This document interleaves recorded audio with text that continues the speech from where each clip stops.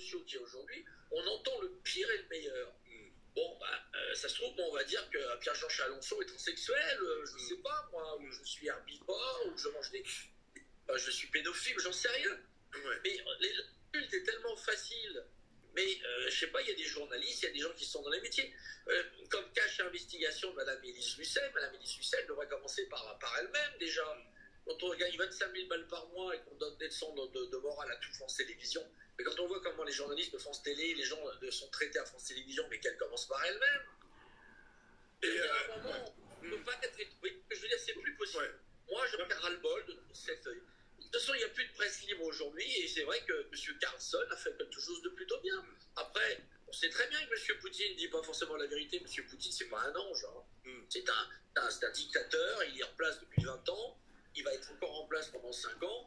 Bon, la démocratie en Russie, elle a bon dos. C'est comme en Chine, c'est comme dans un certain nombre de pays. Mais est-ce que parfois, dans certains pays, il faut mieux pas une fausse démocratie qu'une vraie démocratie? Parce qu'aujourd'hui, c'est pas... On est dans une démocratie qui devient un peu une dictature, si vous ne pensez pas.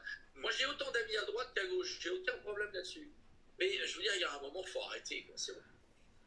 Pierre-Jean Chalencon, pour vous, quand est-ce que ça bascule finalement, cette fin de démocratie? C'est pendant le Covid ou avant? Comment vous l'analysez, vous, ce basculement finalement J'ai jamais vu ça. Moi, je pense que c'est au moment du Covid que ça a basculé. Ouais. Déjà, le Covid est une fumisterie sans nom. Que quand on s'aperçoit en fait de ce qui s'est passé, il n'y a pas vraiment une mort. Ça a été un scénario catastrophe, mais la catastrophe n'a pas eu lieu. Aussi, la seule catastrophe. Très intéressant à écouter vraiment jusqu'au bout. Merci à vous. Catastrophe qui a eu lieu, c'est qu'on a fermé le pays, donc on a fermé les entreprises et ça a été des déficits abyssaux. Encore en France, les gens ont été aidés, mais à quel prix? Et pas les bonnes personnes, puisqu'on a aidé les grands groupes, les grandes entreprises. Mais moi, je vois par exemple au Palais Vivienne, on nous a fermés, on n'a plus le droit de travailler, mais les charges, les impôts, les prélèvements ont été continués. On n'a pas eu PGE parce qu'on avait des retards de TVA et des choses comme ça. Et que les gens qui ont été aidés ont dû rembourser. Il n'y a pas de reprise, je suis désolé, mais depuis 2 ans, il n'y a aucune reprise significative. Moi, je le vois dans l'événementiel. Ouais. C'est d'ailleurs j'ai enfilé le bébé maintenant à un grand groupe et que je déménage dans les jours à venir du Palais. Voilà, mais il y a un moment, non, je pense qu'on est vraiment dans le caca, quoi. Mais ce qui est dingue, c'est que ces gens-là vous disent avec le sourire, ça me fait penser à... C'est pour ça que je vous dis, c'est le Titanic. Tout va très bien, Madame la Marquise, et on est en train de se prendre l'iceberg et qu'il y a des musiciens sur le pont qui jouent, nous reverrons un jour ou l'autre. Je veux dire, c'est une catastrophe. Les programmes regardez la télévision, le service public, Madame Delphine Ernotte, alors parlons-en celle-là. Ça va faire près de 8 ans qu'elle est à la tête du service public. On n'a jamais vu ça. Pierre Desgros, des gens comme ça, avaient des mandats de 3 ans, 5 ans, 6 ans. Là, elle a été c'était la pire présidente de France Télé, du service public pendant 5 ans, et on la renouvelle, alors que c'était une catastrophe. Elle a viré tout le monde. Encore, elle ferait des sublimes programmes, mais quand vous voyez la qualité de ce programme, alors à part des émissions avec des trans, des émissions, des reprises de vieilles émissions, elle a viré tous les présentateurs et les présentatrices. C'est-à-dire que maintenant, ils sont 3 à faire tout le boulot que faisaient les 15 ou 10 ou 15 présentateurs de télé. Elle a même réussi à virer Alex Gould, qui était un type charmant de France 3, qui s'occupait d'enfants, qui adorait les gosses. Non mais, allô, parce que bon, que Patrick Sébastien, que l'équipe de Télématin ne lui plaise pas. Mais je dis que tout est comme ça, c'est à l'échelle du pays. Je dis, regardez même la SNCF, la qualité, il y a toujours du retard, les défis. C'est abyssal, c'est abyssal. Moi, je vous dis, je ne sais pas comment on va s'en sortir, c'est très grave. Et c'est pas parce que demain, vous aurez Marine Le Pen ou je ne sais qui de la famille Le Pen ou je ne sais qui d'une autre. Parce que ces gens-là, de toute façon, font partie du moule. Excusez-moi, mais de ce qui est voté aujourd'hui à l'Assemblée. Pour vous, Pierre-Jean Chalencon, il n'y a pas d'issue politique à ce jour, quand vous regardez les partis, quand vous regardez les propositions? Aujourd'hui, à ce jour, les Français, enfin les autres, parce que de toute façon, ils sont tous pareils. Vous savez, l'intelligence, c'est un peu comme l'esprit politique, c'est comme la confiture. Moins on en a, plus on l'étale. Eh bien, aujourd'hui, malheureusement, non, je pense qu'on est dans un vide qui va soit se terminer par une guerre civile, soit qui va se terminer par un chaos social, avec des grandes grèves, avec des prises de position très, très dangereuses. Et il va y avoir un effondrement des services, et ça va être un peu le Far West.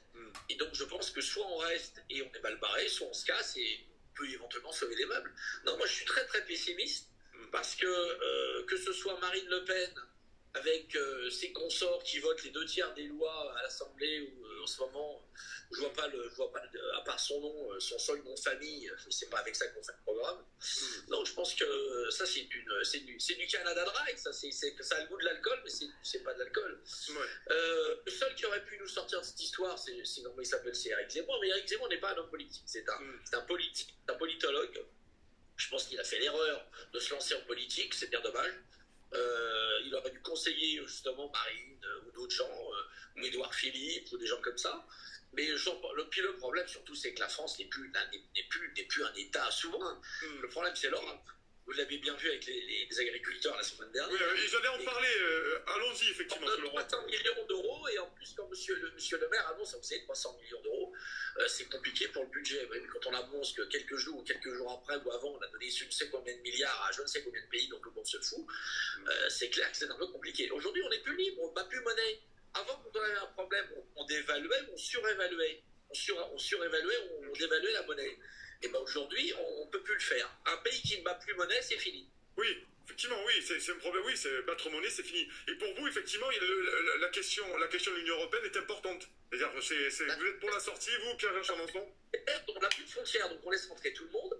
On a des lois européennes, nationales, donc elles prennent le pas sur nos lois, donc pour l'agriculture, pour les taxes, des choses comme ça. Donc ce qu'il faudrait faire, il faudrait refermer les frontières provisoirement pour, je sais pas moi, pour 3 ans, 4 ans, refermer les frontières, réinstaller des droits de douane. Il faudrait, il y a des mesures très compliquées qui ne peuvent pas être aujourd'hui, comment dirais-je, établies avec la présidence de la communauté européenne qu'on a aujourd'hui. Madame von der Leyen ne sera jamais. Cette femme, d'ailleurs, qui n'a jamais été élue. Avant, on avait des gens comme Jacques Delors. J'ai eu la chance de connaître Jacques Delors. Ma mère était amie de Jacques Delors avec sa femme, puisqu'elle était cliente chez Solidarité, etc. Enfin, Jacques Delors était... Voilà. Ou Simone Veil. Mais il n'avait absolument pas le pouvoir. La commission de Bruxelles n'avait absolument pas le pouvoir qu'ils ont aujourd'hui. Ces gens-là ont fait un coup d'État depuis une dizaine d'années, une quinzaine d'années, et puis on voit où on en est. Aujourd'hui, on est dans la merde. Donc, soit on fout en l'air, moi, je ne suis pas pour la sortie de la France de l'Europe, parce que malheureusement, on y est et c'est trop tard. Mais par contre, il faut revoir les lois à Bruxelles et surtout le Conseil de l'Europe. Il faut tout revoir, mais ça va être le bordel. Moi, je vous dis, ça va être le bordel. Non, on va avoir je pense que les 5 à 10 prochaines années vont être très compliquées. Comment vous jugez le mouvement des agriculteurs? Est-ce que ça pourrait être aussi, une solution à cette crise-là, ou du moins, j'ai l'habitude de dire que les agriculteurs, quand ils commencent à se révolter, on l'a vu dans l'histoire française, c'est que le pays va très mal, et ça corrobore ce que vous dites, Pierre-Jean Chalençon. Les agriculteurs, ça peut donner quoi, finalement, selon vous? Là, ça va faire un peu shit. Le mouvement des agriculteurs en Allemagne, ou en Italie, ou en Belgique a été beaucoup plus... Ils se sont fait retourner comme des crêpes par la FNSEA. C'est clair que quand on gagne 15 000 euros par mois, quand on est dirigeant de la FNSEA, ou qu'on fait partie d'un board de privilégiés, on n'a pas forcément envie de perdre tout ça. Et que j'ai l'impression que nos petits agriculteurs, qui sont des gens charmants, délicieux et motivés, se sont fait un peu avoir. Je veux dire... à part Madame Le Marchand, qui a été sympa et plutôt cool, à distribuer des croissants à nos amis agriculteurs, non, ils se sont fait rouler dans la farine. Mais c'est pas qu'une question d'agriculteurs, c'est une question de tout le monde. Est-ce que vous tous les Français, est-ce que nous tous, on a envie de terminer au bord dans le ravin, quoi, c'est tout. Moi je dis non. Moi c'est non, 3 fois non. Et si heureusement qu'il y a des personnalités publiques comme moi qui s'expriment, mais bon, le problème c'est que la plupart de mes amis, de mes camarades sont des gens qui n'ont pas de couilles. Moi j'en ai un peu plus que les autres peut-être, et puis bon, moi je suis un homme indépendant. Bon, même si on essaie de me faire des gentillesses, vous imaginez bien. Mais je vais vous dire une chose, si on n'ouvre pas notre gueule, on nous reprochera dans quelques années de n'avoir rien fait, de n'avoir rien dit. C'est tout. Mais c'est quand même grave. Vous voyez, quand on en est à détruire les icônes qu'on a eues d'Isabelle Adjani, qui vient d'être condamnée, de Gérard Depardieu, qui est mis au pilori pour rien, de parler des affaires de famille d'Alain Delon, et je vous en passe, c'est les meilleurs. Après, on vous ramène une dizaine d'animateurs télé, qui ont soi-disant tous des soucis, etc. Il y a un moment, c'est grave. On détruit nos icônes.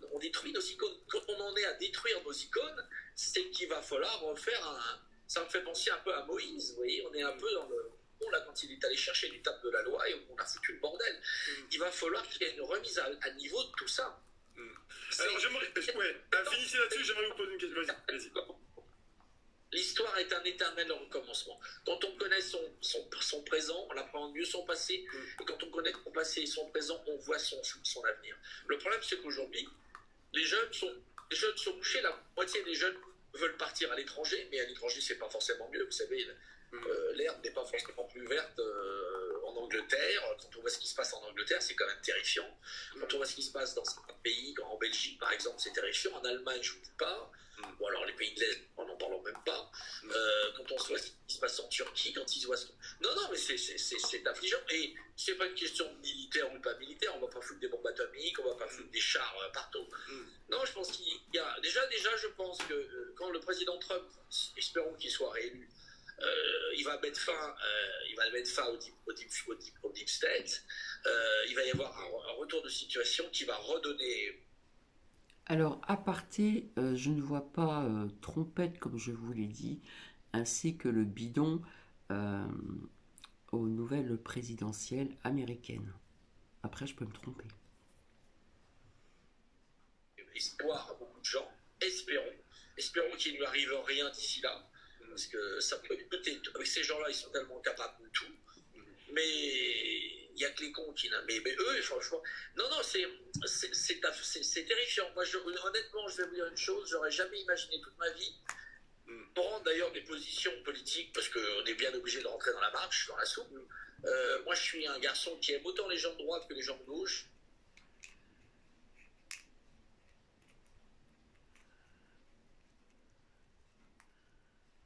Et j'ai des amis à droite, à gauche. Moi, je suis un mec hyper gentil. Mais quand on s'attaque à la culture, quand on s'attaque à notre ADN, je dis non.